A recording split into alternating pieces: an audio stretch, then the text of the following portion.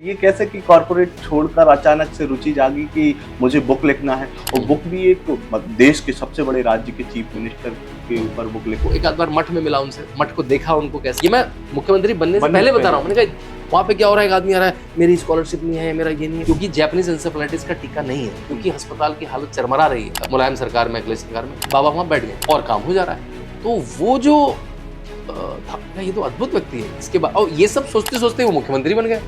तो मैंने कहा अब तो लिखना ही लिखना है।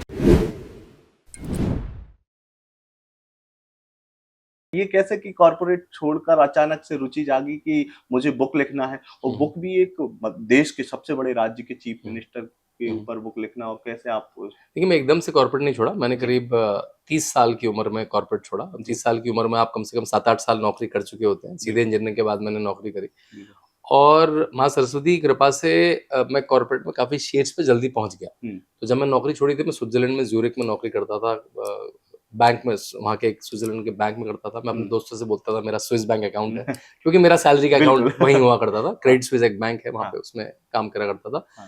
तो तब तक जो अपना भौतिक जगत है उसकी एक तरह से पराकाष्ठा हो चुकी थी। मतलब क्या होता है, घर, गाड़ी, बंगला, ये सब के अच्छे होटल, ये सब हमने यूरोप में घूम लिया था अपनी मेहनत से, अपनी सैलरी से। बहुत छोटे परिवार से आता हूँ। मेरे पिताजी एक छोटी सी फैक्ट्री में काम करते थे और मैंने अपने माँ बाप, तब तक मेरा विवाह हो चुका था, अपने सास ससुर सबको स्विट्जरलैंड भी घुमा दिया। तो एक ऐसा लगा कि रिस्पॉन्सिबिलिटी हो गई भाई, सबके लिए अच्छा कर दिया।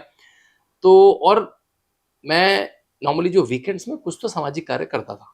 समय होता है आपके पास, लेकिन एक समय में वो सामाजिक कार्य ने मुझे शक कर लिया। मैंने कहा इसमें ज्यादा आनंद आ रहा है। वो 5 दिन तो ऐसा लगता है कि बोझा है भाई, किसी ने वो सैलरी दे रहा है तो जाना है ना।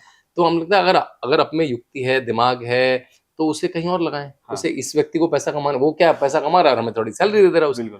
तो लगा कि अपना कुछ करना चाहिए। तब मैं फिर यूके चला गया पढ़ने, पॉलिटिकल साइंस की पढ़ाई करने। मैंने कहा ढंग से करते हैं इसको अब करा जाए तो ढंग से करा जाए। मेरी तो इंजीनियरिंग की, मैनेजमेंट की पढ़ाई थी।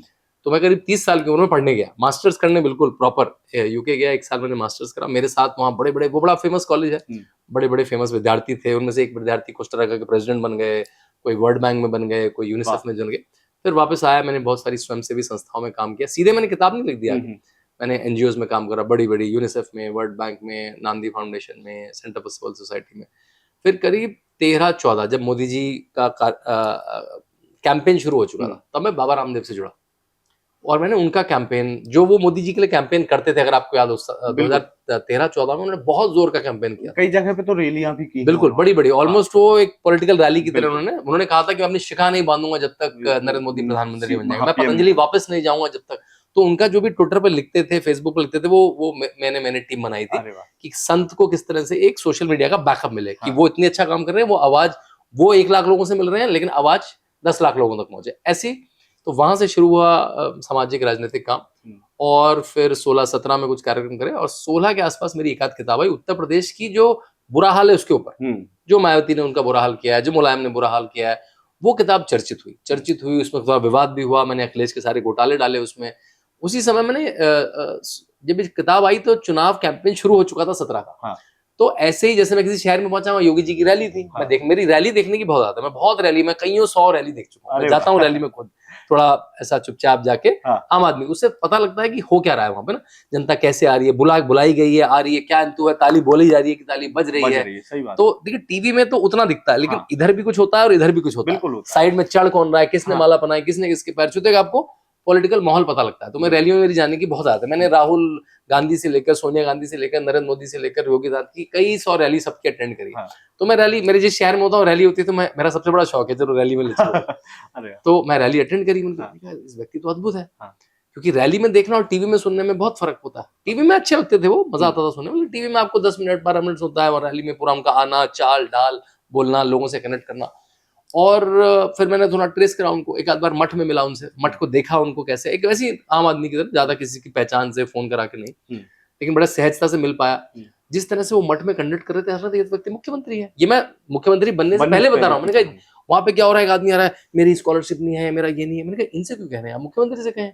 मैंने लोगों से पूछा, कह रहे सुनता कौन है, ये व्यक्ति तो अपनी सरकार चला रहा है। तो वो जो लगा, ये व्यक्ति तो अपनी, वहां पे पूरे मतलब स्टेनो बैठे हैं, लेटर लिखा जा रहा है। मैंने कहा ये तो ऑफिस है, ये तो ऐसा लग रहा है मतलब वो एमपी तो थे ही, वो मेंबर ऑफ पार्लियामेंट थे, लेकिन वो मेंबर ऑफ पार्लियामेंट से बहुत बड़ा ज्यादा काम लग रहा था।